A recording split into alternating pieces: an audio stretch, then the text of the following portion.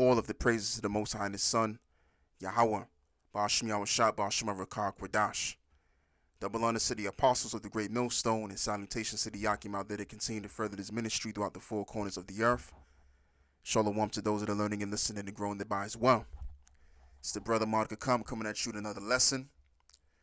And this is concerning Joe Biden's gun law tightening executive orders. So it goes as far as to say ghost guns and red flags. Biden calls gun violence an epidemic, fires off anti-gun executive orders. President Joe Biden has fired off a number of anti-gun executive orders, including a directive on controversial red flag laws. The orders fall short of comprehensive regulations which Biden has called on Congress to enact. Gun violence in this country is an epidemic and an international embarrassment, Biden declared on Thursday in a speech announcing 6 executive orders aiming at tightening up the U.S. gun laws. The orders were revealed by the White House a day earlier and includes a directive asking the Justice Department to crack down on untraceable ghost guns and issue model red flag legislation and a proposed restriction on shoulder brace for pistols. So while they tightening these gun laws, because eventually what they would really like to do is to get rid of your guns all the way and through. Okay? And this is going to hit Esau where it hurts. You have Edomites that are a part of government, which control the American society. And then you can also say it's the federal government. But what they planning on doing is they planning on eventually taking away your rights to bear arms.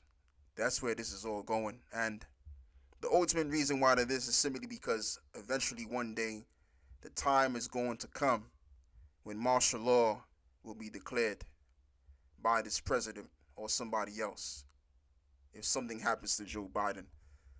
And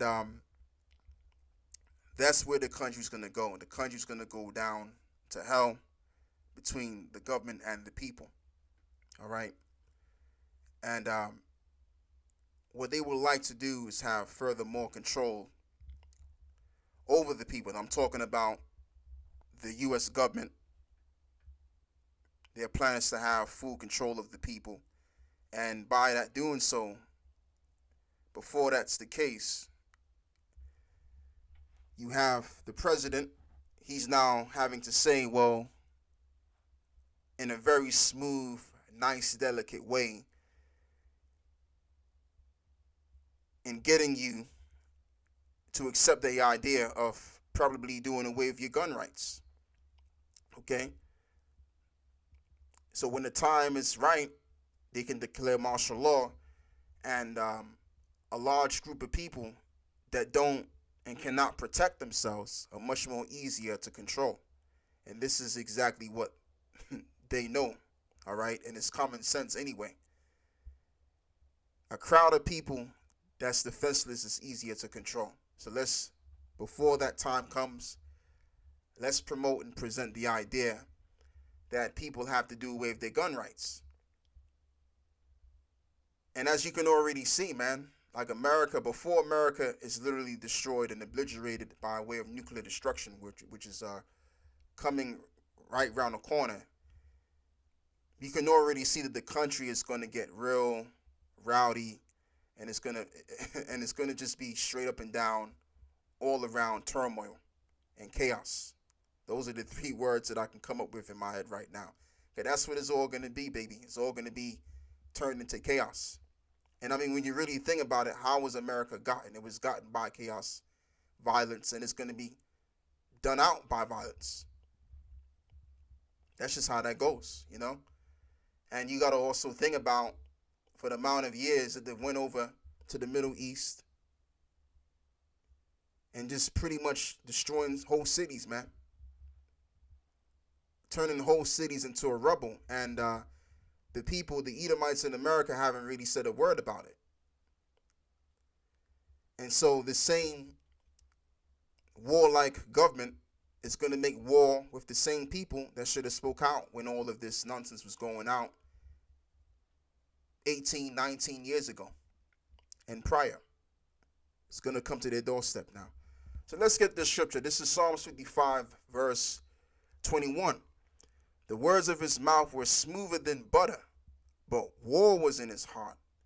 His words were softer than oil, yet were they drawn swords. Exactly. And I read this because I watched the live of the speech by Biden. And Biden, he spoke very soft and delicate and gentle, like he's got your best interest at heart. And he's got your back, and he's willing to change things for the better for the American people, as they always use that term, the American people. Okay? To get you to feel like they got you covered, So they talk like that because they have an agenda, man, that they want to go to war with you people out there, you Edomites out there, and including our people as well. You so-called blacks, you so-called Latinos and Native American Indians. They're not getting you off the hook either. They've already went to war with you during the 15 to 1600s, but they want to go back to war again with you because you're getting in the way of their new world order. Okay? And as well as these different militia groups among these Edomites as well. And speaking of these militia groups already know that the government is going to be very violent against the people, and they're just ready to respond to the violence which will be given. And that's just going to be the deal from there. No more, no less. So as I've said, and I'll say it again, America is just going to erupt into nothingness before the Lord comes back. And then to add insult into injury, there's going to be two events which will totally KO America forever. The nuclear destruction, and also the coming of the Lord himself. Revelations 12, verse 12, it says, "Therefore rejoice, ye heavens, and ye that dwell in them. Woe to the inhabitants of the earth and of the sea, for the devil is come down unto you, having great wrath, because he knoweth that he have but a short time." Exactly.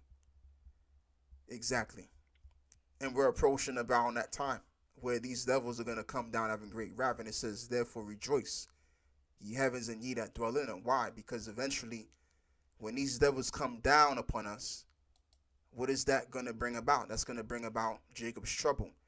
And that's going to be the time that we're going to be delivered. You see? So this is why for the longest time, and we still do, we call on the Lord to bring the end of this man. And in the end of this man, he's going to come down having great wrath, because he had but a short time. But there will lie deliverance upon those that believe on Yahweh Shai. So speaking of that, let's get the book of Daniel 12, verse 1, and it says, "And at that time shall Michael stand up, the great prince which standeth for the children of thy people, and there shall be a time of trouble, such as never was since there was a nation, even to that same time. And at that time thy people shall be delivered, and every one that shall be found written in the book." And who will only be delivered? The children of Israel, the nation of Israel, which happens to be you so-called black people, you so-called Latino people, and Native American Indian people. Those of you that have repented will be delivered. Everybody else will be destroyed. And more so, should I say, the elect. The elect will be delivered, and the rest of everybody will be destroyed. All right? That's why it says, "Rejoice ye that dwell on the earth," because in that time, deliverance will come around.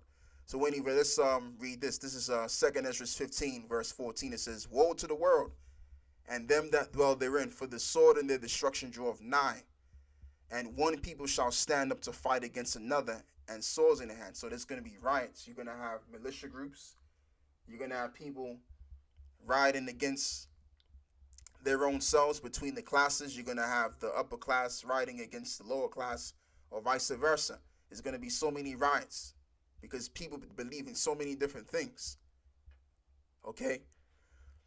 And that's what you're going to have. It says, "For there shall be seditious among men, and invading one another, and they shall not regard their kings nor princes, and the course of their actions shall stand in their power." So you're going to have power, which will be right along with the people, because people will stand together as a multitude against their own government. You're going to have that as well. Okay? And as it stands right now, if you look at what's going on in this world today, people have a seditious attitude in this particular age and time. So the only thing it takes is for a few buttons to be punched, and then people are going to react to the violence like you've never seen before. And then the government would then come to react with the same violence which is met. All right, or vice versa. And this is something that these devils want to cause anyway. They want to cause chaos to establish another order, which is a new world order, which goes back to the term ordo out of chaos. Ordo ab chaos, which means order out of chaos. You know? So that's just the whole goal, man. The whole goal is just for one to cause chaos and to establish another world order, a new world order at that. That's the whole game plan here. One last precept. I want to read Jeremiah 30, verse 7. It says, "Alas, for that day is great, so that none is like it. It is even the time of Jacob's trouble, but he shall be saved out of it." So going back to this whole gun law tightening program,